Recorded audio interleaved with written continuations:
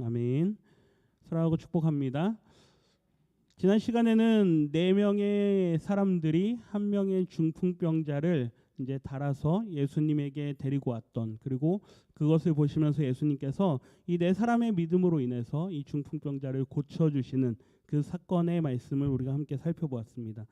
거기서 중요한 것은 그 사람들의 믿음도 중요하지만 예수님께서 어떠한 분이시냐라고 하는 것, 그것을 보여주고자 하는 말씀이었다라는 것을 제가 말씀을 함께 나눴었던 것을 기억하실 겁니다. 예수님은 권세를 가지신 분이시다. 그렇죠? 그래서 예수님의 권세를 우리가 말씀을 통해서 깨달아 아는 것이 중요하다라는 그런 말씀을 드렸습니다. 이제 오늘은 이제 두 번째 예수님의 공생의 그 기간 동안 두 번째 유월절을 맞이하는 장면입니다. 지금 제가 말씀을 마태복음, 마가복음, 누가복음, 요한복음 이 4개의 복음서를 이렇게 왔다 갔다 하면서 보고 있습니다. 그 이유는 예수님의 공생의 전부터 물론 봤죠. 예수님의 12살 때의 말씀부터 보긴 했는데 예수님의 그 시간 순서, 예수님께서 사역을 행하셨던 그 시간 순서대로 함께 말씀을 보고 있기 때문에 지금 여기저기 왔다 갔다 하면서 보고 있는 중입니다. 오늘은 다시 요한복음으로 왔습니다. 그래서 요한복음에 보면 예수님께서 3번에 걸쳐서 유대인의 큰 명절인 유월절을 보내시는 말씀이 기록되어 있습니다.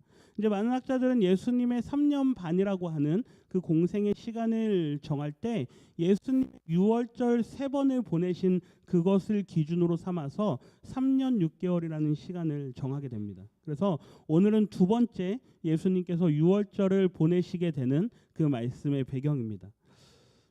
예수님께서 오늘 방문하신 곳이 베데스다라고 하는 곳이죠. 우리가 잘 알고 있는 이야기입니다. 지난주 말씀과 마찬가지로 오늘 말씀도 38년 동안 일어나지 못하고 앉아만 있었던, 누워 있었던 그 병자를 고치신 사건을 배경으로 하고 있는데, 계속해서 저와 함께 말씀을 지금 보고 있는 우리 성도님들은 이쯤 되면 이제 아마 좀 감이 오실 겁니다. 아, 오늘도 병자가 관심은 아니구나. 그렇죠?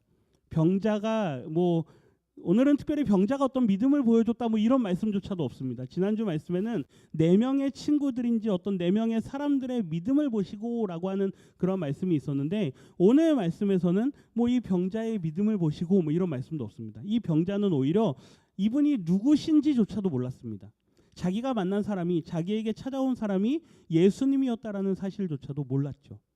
그래서 오늘은 과연 그렇다면 어떠한 것을 우리에게 가르치시기 위해서 이 말씀이 기록되어 있는가, 이런 것들을 좀 생각하시면서 함께 말씀의 제목을 베데스다라고 하는 제목으로 함께 말씀을 좀 나누어 보겠습니다. 38년 된 병자에게 관심이 있는 것이 아니라는 것이죠. 오히려 이 장소의 이름이 주는 의미가 좀 크고, 그리고 그 날이 주는 의미가 좀 있습니다. 오늘은 이것을 좀 함께 생각을 해봅니다. 먼저 이 베데스다라고 하는 이 연못, 그렇죠? 이 연못의 이름을 좀 잘 아셔야 되는데요. 베데스다라고 하는 단어는 베이트라고 하는 집이라고 하는 히브리어와, 그렇죠? 헤세드, 우리가 잘 알고 있는 헤세드라고 하는 사랑, 긍휼, 자비, 뭐 그러한 뜻을 가지고 있는 두 단어가 합쳐진 단어입니다. 그래서 굳이 직역하면 어떻게 되죠? 은혜의 집, 혹은 사랑의 집, 뭐 자비의 집, 긍휼의 집, 뭐 이런 정도로 해석되어지는 그 연못의 이름입니다. 베데스다라고 하는 곳이죠. 그곳에서 일어난 오늘 말씀이 배경입니다. 우리 1절 말씀을 다시 한 번 더 읽어보겠습니다. 그 후에 유대인의 명절이 되어 예수께서 예루살렘에 올라가시니라. 여기 유대인의 명절이 되었다라고 하는 것이 앞서 말씀드린 것처럼 많은 학자들은 유월절 두 번째 해다라고 이제 해석을 합니다. 큰 명절인데 유대인들의 명절이 되었다. 그래서 예수님께서 예루살렘에 올라가십니다. 이 두 번째 유월절을 맞이하시면서 예수님께서는 과연 예루살렘에서 어떠한 일들을 행하실까? 우리가 또 이런 것들을 기대하면서 또 예상하면서 말씀들을 함께 보면 좋을 것 같습니다. 이제 오늘 6월절이 되어서 예수님께서 예루살렘에 올라가십니다. 그러면서 이렇게 말씀이 기록하는데요. 우리 2절 말씀을 다시 한번 읽어봅니다. 예루살렘에 있는 양문 곁에 히브리 말로 베데스다라 하는 못이 있는데 거기에 행각 5이 있고, 오늘 베데스다다라고 하는 이 연못가, 이 못에 예수님께서 방문하시게 됩니다. 근데 아주 의도적인 방문입니다. 왜 그러냐면요, 뭐 그 지역이 물론 예루살렘 양문, 그 제사 드리기 위해서 양들이 들어가는 문, 그 문이거든요. 양들을 들여보내는 문입니다. 그 양문 옆에 베데스다라고 하는 못이 있죠. 뭐 예수님께서 굳이 이곳으로 가실 이유가 없습니다. 그런데 성경은 아주 의도적으로 예수님의 동선을 보여주고 있습니다. 베데스다라 하는 못이 있는데 앞서 말씀드린 것처럼 이 베데스다라고 하는 곳은 어떤 곳이라고요? 은혜의 집, 사랑의 집, 자비의 집. 그곳에 가면 이 이름을 생각하면서 많은 사람들이 긍휼과 자비와 사랑을 생각할 수 있어야 되는 곳입니다. 그런데 그곳에서 일어나는 일들이 어떤 한 사람의 말로 인해서 그 사랑의 집, 긍휼의 집과는 아주 거리가 먼 것을 우리에게 보여주죠. 우리 3절 말씀 같이 한번 읽어보겠습니다. 그 안에 많은 병자, 맹인, 다리 저는 사람, 혈기 마른 사람들이 누워 이렇게 돼 있죠. 거기에 많은 사람들이 있습니다. 근데 특별히 그 사람들이 다 어떤 사람들이냐면요, 병자들이죠. 근데 빨간색으로 한번 쳐놓은 그 병자들의 한번 상황을 한번 보십시오. 맹인, 다리 저는 사람, 그리고 혈기 마른 사람들. 이 사람들이 지금 다 뭐 하고 있죠? 누워 있습니다. 이 사람들의 지금 이 질병의 종류를 가만 생각해 보면 이 사람들은 누군가의 도움이 없이는 어떤 사람의 좀 선한 마음으로서의 어떤 그런 도움이나 부축이나 이러한 것이 없이는 스스로 뭔가 할 수 있는 종류의 사람들이 아닙니다. 그렇죠? 맹인 어떻습니까? 혼자 돌아다닐 수 있을까요? 물론 지팡이 짚고 뭐 요즘에는 이런 어떤 점자로 된 그런 것들이 많이 있어서 뭐 도로가 잘 돼 있으니까 요즘엔 다니시죠. 그런데 당시만 해도 그런 거에 대한 어떤 뭐 시설들이나 그런 것들이 전혀 없었습니다. 맹인들은 절대 혼자 다니지 못하죠. 다리 저는 사람, 이 사람도 흔히 하는 말로 안진뱅이 같은 사람들입니다. 뭐 마음대로 돌아다닐 수 없는 사람들이죠. 혈기가 말라서 누운 사람들, 뭐 이런 사람들이 다 누군가의 사랑과 돌봄을 필요로 하는 사람들이라는 것입니다. 근데 그 많은 사람들이 그곳 가운데 있는데 이곳에서 일어나는 일이 굉장히 재밌죠. 물이 시시때때로 움직인다고 합니다. 근데 그 물이 움직이는 상황을 놓고 사람들은 천사가 내려오는 것이다라고 이야기를 하죠. 천사가 그 못에 내려와서 물을 한 번씩 이렇게 움직이는데 그때 제일 먼저 그곳에 들어가는 사람이 어떻게 된다? 어떤 병이든, 그렇죠? 어떤 병이든 낫게 될 것이다라는 전설과 같은 이야기가 그 베데스다라고 하는 연못가에서 전해져 내려오고 있었습니다. 실제로 그런 일이 일어나고 있었는지는 알 수 없습니다. 그러나 그러한 소문들이 있었다라는 것이죠. 그러니까 사람들이 다 어디로 몰려들까요? 그곳으로 몰려듭니다. 나 좀 거기로 데려다 줘. 나 좀 거기로 데려다 줘. 뭐 이렇게 해가지고 어떻게 해서든 거기까지 온 사람들이겠죠. 이 사람들의 상황을 한번 생각해 보면 아마 인생에 자신들의 정말 마지막 지푸라기라도 잡고 싶은 심정의 사람들이었을 것입니다. 그렇죠? 여기에 온 사람들은 아마 멀리서 그 소식들을 전해 듣고 온 사람들일 것입니다. 뭐 상황이 좋아서, 내가 처지가 좋아서 여기 온 사람은 아마 아무도 없었을 것입니다. 많은 사람들이 몰려왔는데 다 절박한 상황 가운데 와 있죠. 근데 한 사람을 이제 예수님께서 만나게 되는데 38년 된 병자를 만나게 됩니다. 제가 빨간색으로 굳이 38년 된 38해 된 병자를 제가 주목해서 보게 되는 이유가 있습니다. 예수님께서 오늘 이곳에 왜 오셨는가? 그리고 왜 하필이면 이 38년 된 병자를 예수님께서 주목하시는가? 그리고 이 사람은 예수님이 누군지도 모르는데 예수님께서 먼저 그 사람에게 찾아갑니다. 그렇죠? 예수님께서 그 사람을 주목하시는 이유가 무엇인가? 제가 계속 수요일마다 말씀드리는 것이 하나 있습니다. 예수님의 하시는 어떤 말씀이나 어떤 행동은 아무 이유가 없이 하시지 않는다라는 것이죠. 예수님께서 반드시 그곳에 가시면 가시고자 하는 이유가 있습니다. 계획이 있으신 거죠. 예수님께서 누군가를 만나시면 그 사람을 통해서 무언가 말씀하시고자 하는 것이 있다라고 하는 것입니다. 오늘 예수님은 이 38년 된 병자를 주목하십니다. 그러면서 이 사람에게 찾아가시면서 이렇게 말씀합니다. 6절 말씀 우리 같이 한번 읽어봅니다. 예수께서 그 누운 것을 보시고 병이 벌써 오래된 줄 아시고 이르시되 내가 낫고자 하느냐. 그렇죠? 예수님께서 이 사람을 주목하시면서 병이 벌써 오래된 줄 아시고, 여기서 오래됐다라는 것은 이 사람의 모든 처지를 이미 예수님께서 다 아신다라는 것입니다. 심지어 뭐까지도 아실까요? 이 사람이 38년 된 병자라는 그 사실까지도 알고 계신다라는 것입니다. 그러면서 이 사람에게 묻는 것이죠. 내가 뭐 하고자 하느냐? 낫고자 하느냐. 한번 보십시오. 이 연못을 둘러싸고 많은 사람들이 모여 있습니다. 그 사람들의 처지를 보시면 이미 예수님의 지금 한 1년 정도 공생애가 지났잖아요. 그렇죠? 1년 정도 이상의 공생애 기간이 지났기 때문에 그 기간 동안 얼마나 많은 사람들을 고쳐주셨습니까? 얼마나 많은 사람들을 불쌍히 여기셨습니까? 그러면 이제 이 정말 절정과 같은 곳, 그렇죠? 인생의 끝자락에 서 있는 그 많은 사람들이 모여 있는 이 베데스다에 오셨으면, 그러면 예수님께서는 이제 다 내게로 오라, 그렇죠? 내가 너희들을 다 뭐 하겠다? 다 고쳐주겠다. 보십시오. 이미 1년 넘는 시간 동안 얼마나 많은 사람들을 고쳐주셨습니까?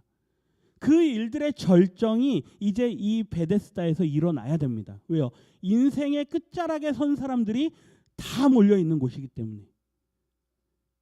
때가 좋습니다. 6월절입니다. 명절입니다. 각지에서 6월절 명절을 보내려고 이 예루살렘 근방에 얼마나 많은 사람들이 모여와 있었겠습니까? 모든 유대인들이 다 예루살렘에 방문했을 겁니다.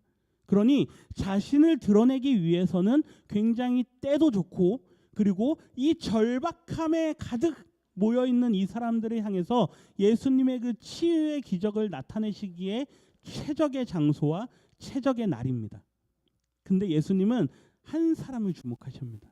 그리고 그 사람을 향해서 뭐라 그러시죠? 너가 낳고자 하느냐. 뭐 이 사람의 믿음을 보시거나 너는 나를 믿느냐, 뭐 이런 걸 물어보시지도 않으시죠. 예수님은 단순하게 너 낳고자 하느냐, 그러시면서 그 사람에게 이렇게 물으시는 거죠. 이 병자의 대답을 한번 보십시오. 이렇게 대답을 합니다. 같이 읽습니다. 병자가 대답하되 주여, 물이 움직일 때에 나를 못에 넣어주는 사람이 없어 내가 가는 동안에 다른 사람이 먼저 내려가나이다. 이곳은 은혜의 집이라 그랬습니다. 자비의 집, 사랑의 집이라 그랬죠. 그러면 이곳은 자비가 넘쳐나야 되는 곳이고 이곳에선 사랑이 넘쳐야 되는 것이죠.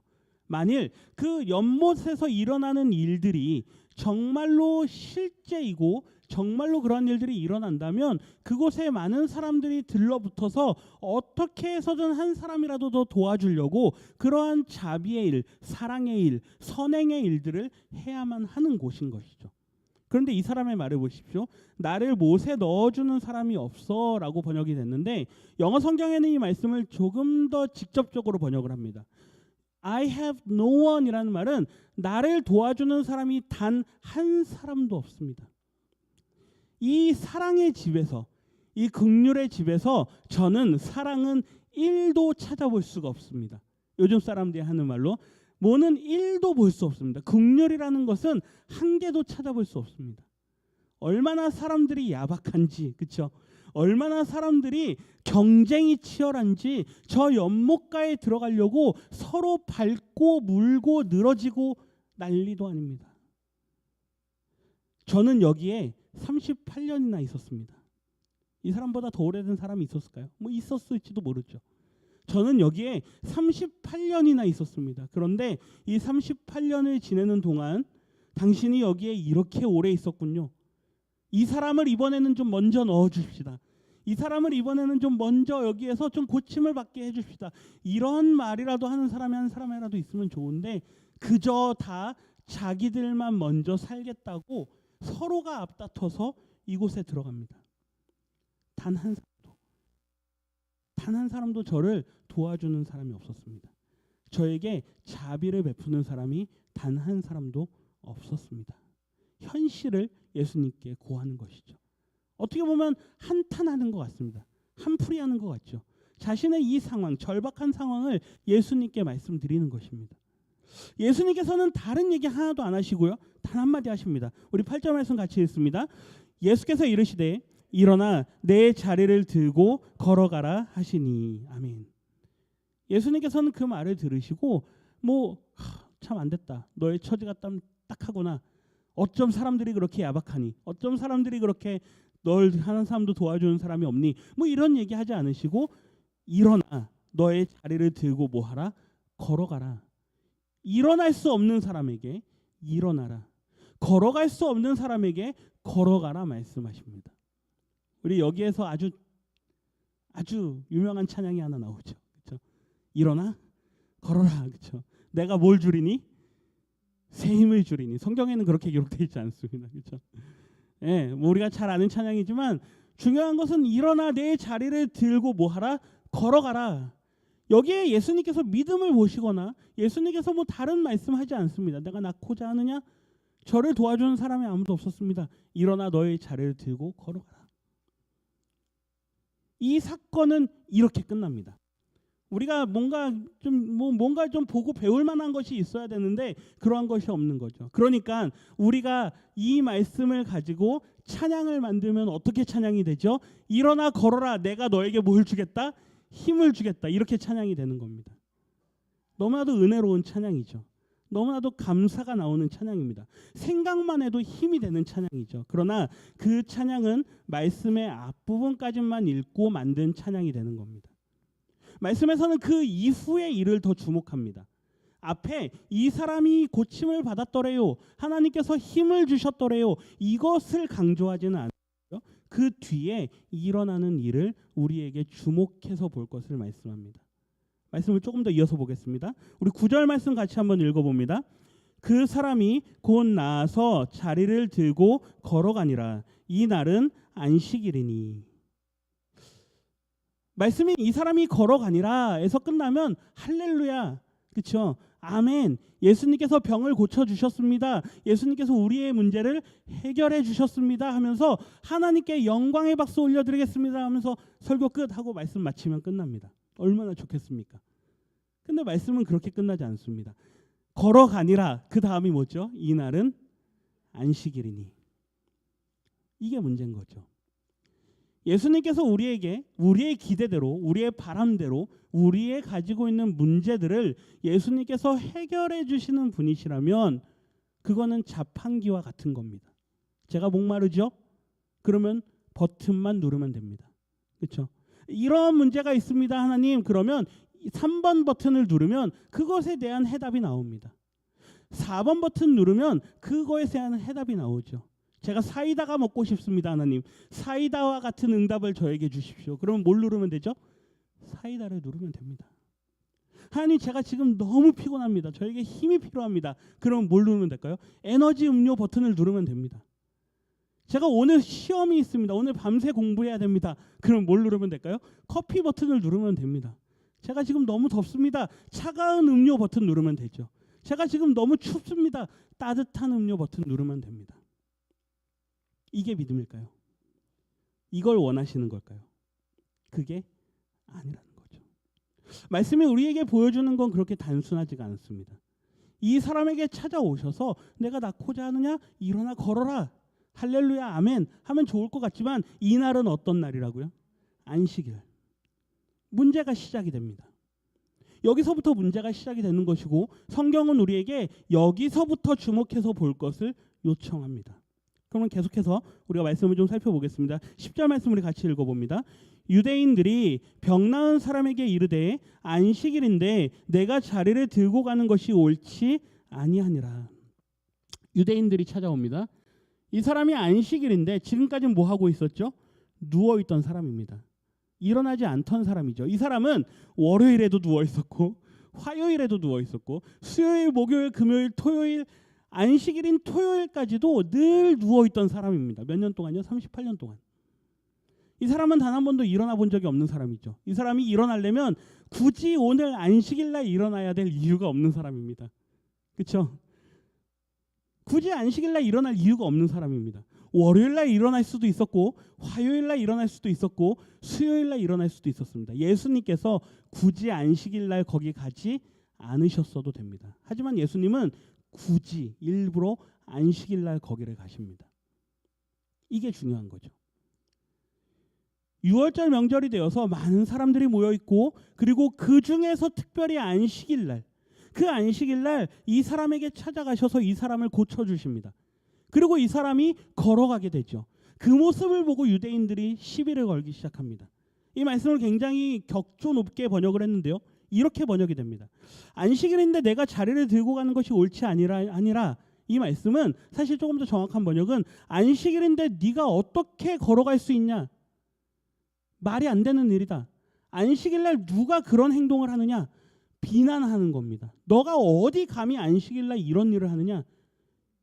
이 안식일날 모든 사람들이 다 일하지 않고 모든 사람들이 다 이 안식일날 거룩하게 안식일을 보내는 이날인데 너가 어디 감히 안 하던 일을 하느냐? 그 사람의 어떤 행함으로 인해서 그것을 율법을 어긴 것으로 지금 문제 삼고 있는 것입니다.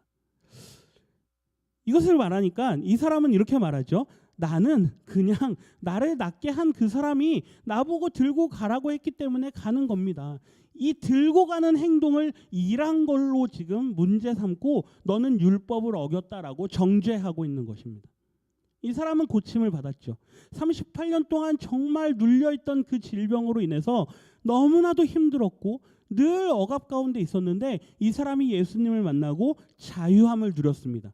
생명을 얻었습니다. 구원함을 받았죠. 그런데 다시 이 사람을 억누릅니다. 무엇으로요? 율법으로요. 율법으로 이 사람을 억누르면서 너는 지금 율법을 어겼다. 말도 안 되는 일을 했다. 네가 지금. 그러니 너는 유죄다. 정죄하는 것입니다. 이 사람은 그저 자기에게 일어나서 걸어라. 그렇게 말한 사람의 말대로 그냥 했을 뿐입니다. 라고 말하죠. 그 사람들이 묻습니다. 누구냐? 그렇죠. 누구냐? 그러니까 이 사람이 이렇게 대답합니다. 우리 같이 한번 읽어봅니다. 고침을 받은 사람은 그가 누구인지 알지 못하니 이는 거기 사람이 많으므로 예수께서 이미 피하셨음이라. 이 사람은 자기가 만난 사람이 누군지조차 모릅니다. 누군지조차 모르고 그냥 자기에게 일어나라고 했기 때문에 그냥 자기는 일어났을 뿐이고 가라고 했기 때문에 갔을 뿐이죠. 뭐 예수님에 대한 믿음이 좋고 뭐 그런 믿음의 종류가 아닙니다. 이것은 일방적인 예수님의 사역입니다. 일방적으로 예수님께서 무언가를 나타내시기 위해서 이 일을 일으키신 것이죠. 말씀을 계속해서 한번 보십시오. 14절 우리 같이 읽습니다. 그 후에 예수께서 성전에서 그 사람을 만나 이르시되 보라 내가 나았으니 더 심한 것이 생기지 않게 다시는 죄를 범하지 말라 하시니. 나중에 성전에서 그 사람을 예수님이 만납니다. 그러면서 예수님께서 그 사람에게 말하죠. 너 나았지? 그렇지? 너 이거 나을 거라고 상상이나 해봤니? 너가 나음을 입은 건 하나님의 은혜야. 그러니 이제 다시는 죄 짓지 마. 이것보다 더 심한 게 너에게 생길 수도 있어. 너 정직하게 살고 하나님 잘 믿고 살아. 뭐 이렇게 말씀하시는 것이죠. 이 사람이 이제 나중에 이분이 예수님이라는 것을 알게 됩니다. 예수님이라는 걸 알게 되겠죠. 그리고 나 어떤 분 만났는데 그분이 나 고쳐줬어. 사람들이 뭐라 그럴 거예요? 너 아마 예수 만났나 보다. 저 갈릴리에서 그 예수라는 분이 굉장히 많은 일들을 하고 있다라는 걸 우리가 여기서 이야기를 다 들었어. 너 아마 예수 만난 건가 봐.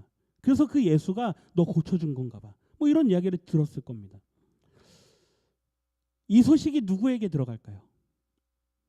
유대인들에게 이제 그 사실을 알게 됩니다.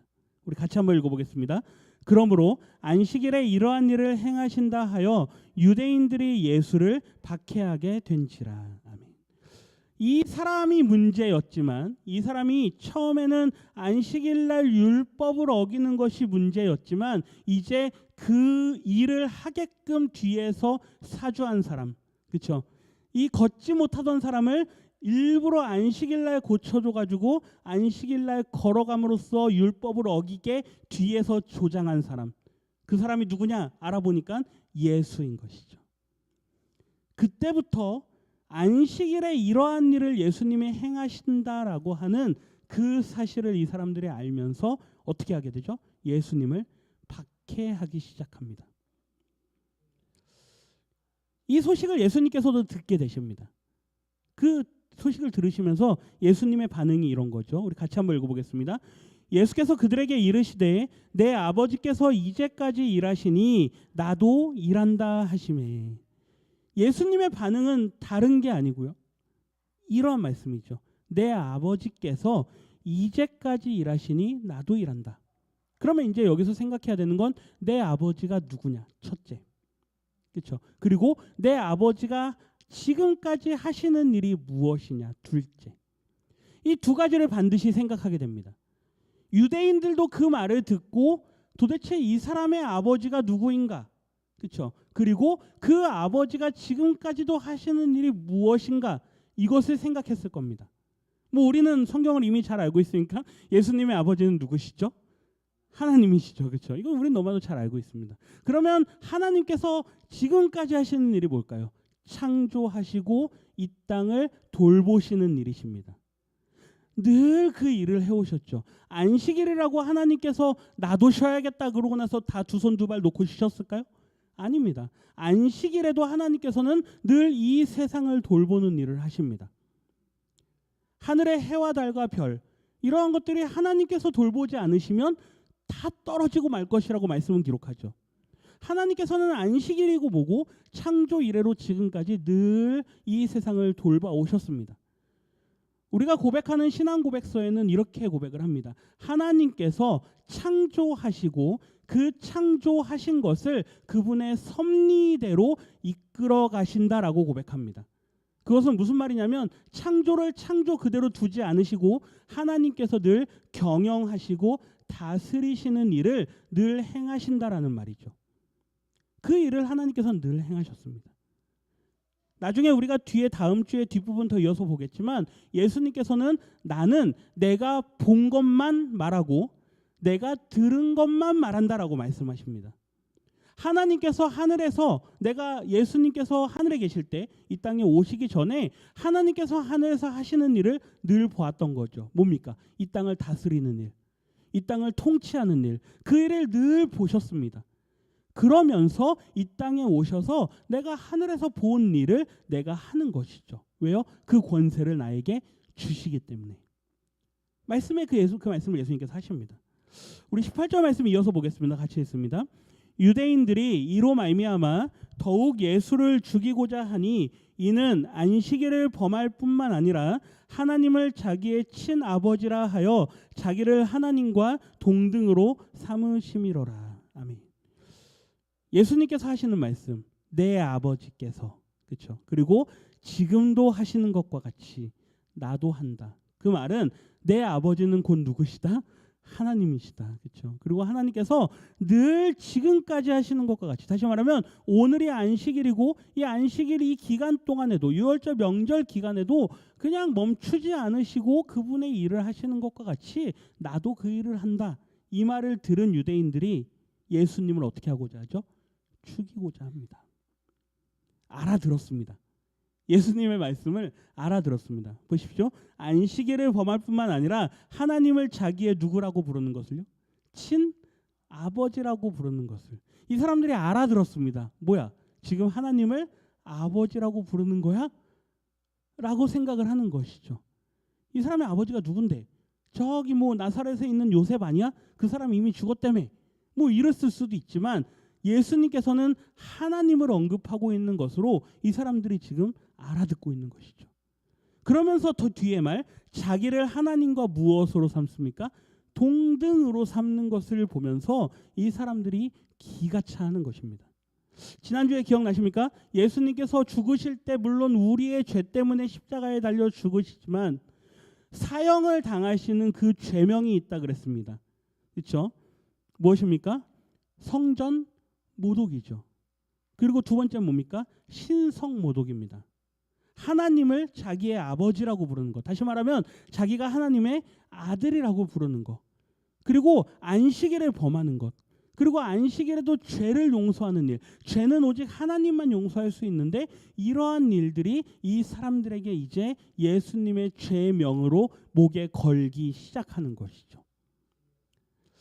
말씀을 한번 처음부터 다시 한번 정리해 보십시오. 예수님께서 일부러 어디로 갔습니까? 베데스다로 가셨습니다. 은혜의 집입니다. 자비의 집입니다. 사랑이 넘치는 곳이죠. 그러나 그곳에는 사랑이 없습니다. 뭐만 남을까요? 이기심과 경쟁심과 자기만 살고자 하는, 그렇죠? 긍휼이 없는 모습. 그런데 그 병자를 예수님께서 만나주시고 특별히 38년이라는 숫자에 주목하게 되는데요. 이 38년이라는 숫자는 어디로 가면은 보게 되냐면요. 나중에 구약 시대로 가면 이 38년이라는 숫자는 굉장히 중요한 숫자로 등장합니다. 이스라엘 백성들이 애굽에서 나와서 가나안에 가기까지 몇 년의 시간을 보냅니까? 40년의 시간을 보냅니다. 그런데 그 40년의 시간을 우리는 둘로 나눠서 볼 수 있습니다. 첫 번째는 2년이라는 시간입니다. 2년이라는 시간을 어디서 보내죠? 시내산에서 보냅니다. 거기에서 뭘 받죠? 율법을 받습니다. 말씀을 받습니다. 그리고 율법을 받은 이후 광야를 거쳐서 가나안 땅에 들어가기까지가 38년입니다. 신명기 2장 14절 말씀에 가면 그 말씀을 정확하게 기록합니다. 가데스 바냐에서, 광야로 나와서 가데스 바냐에서 세렛 시내로 들어가기까지가 38년이다라고 기록을 합니다.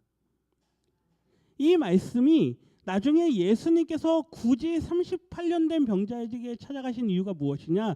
그 당시 유대인들이 갖고 있던 율법에 대한 잘못된 해석을 예수님께서 비판하기 위해서 굳이 38년 된 병자를 우리에게 보여주고 있다라고 하는 것이죠. 성경을 읽는 장치입니다. 왜 38년일까? 그 38년이 주는 의미가 있다는 것이죠. 지금 안식일이 문제가 되죠. 안식일은 무엇의 절정입니까? 율법의 절정입니다. 그렇죠? 하나님께서 율법을 주실 때 너희는 안식일을 거룩하게 보내라.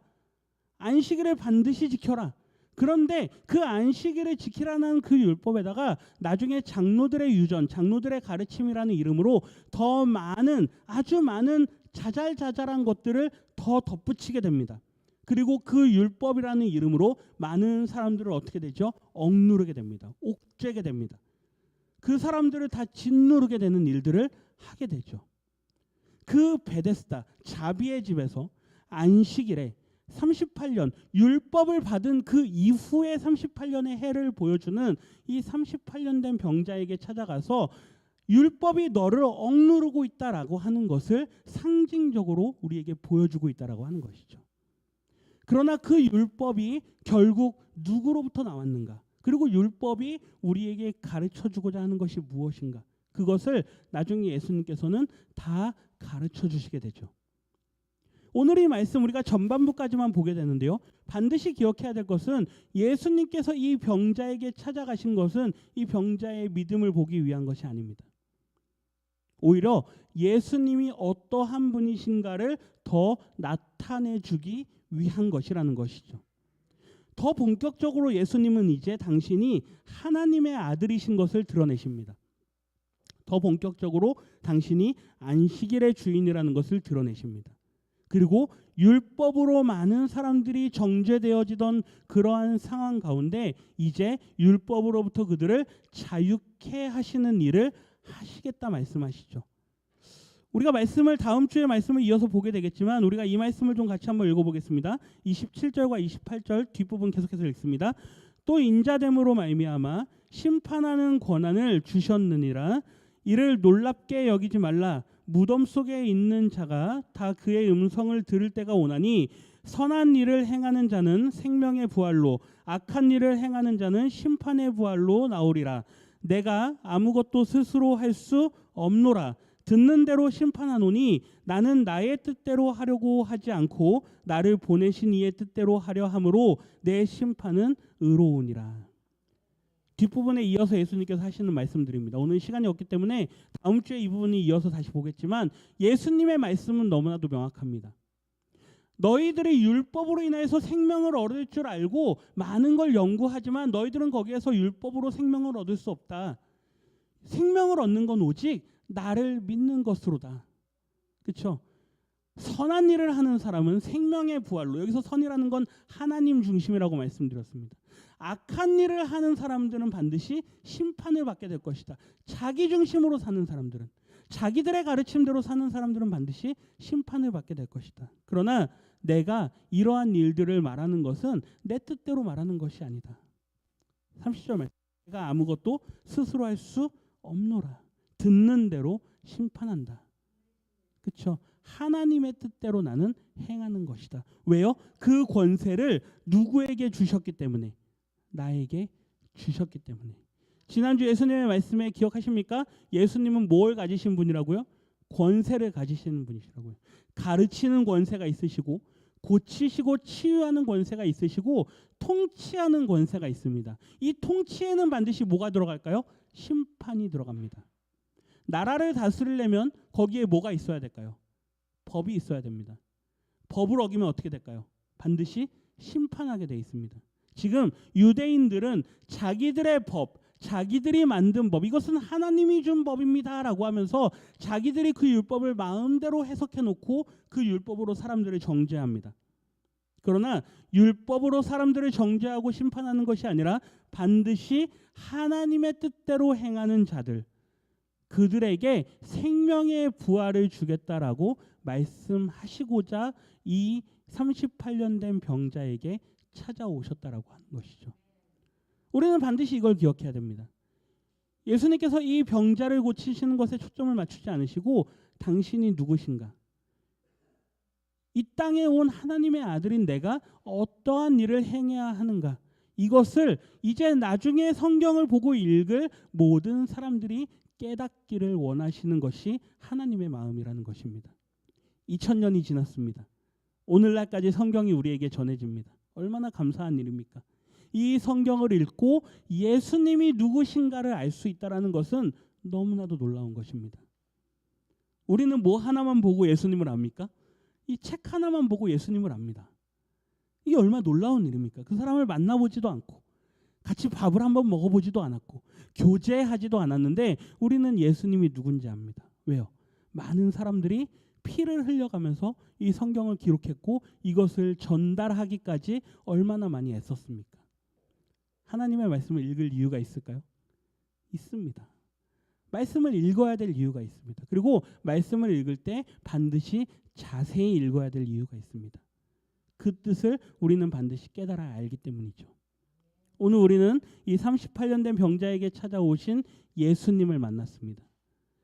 그 예수님을 만나보고 반드시 예수님이 하나님의 아들이신 것과